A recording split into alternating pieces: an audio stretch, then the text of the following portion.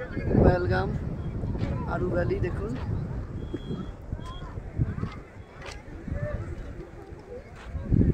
এই সেই আরু ভ্যালি, প্রচুর বরফ আছে এখনো, চারিদিকে পাহাড়, চারিদিকে পাহাড়, মাঝখানে ভ্যালিটা।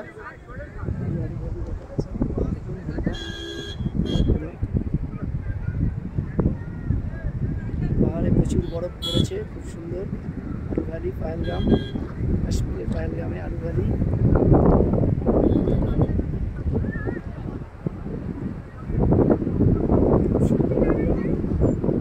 পাহাড়ে খুবই বরফ, পাইন ভ্যালি, পাইন গাছ, এখান দিয়ে নদী বয়ে গেছে, লিডার নদী, সামনে দিয়ে লিডার নদী বয়ে গেছে, প্রচুর টুরিস্ট এসছে এখানে। পাইন গাছ, গ্রিন পুরো পাইন গাছ, দূরে পাহাড়, সাদা একদম ধবধবে বরফ পড়ে গেছে পাহাড়ে, দেখাচ্ছি এই সেই জায়গা।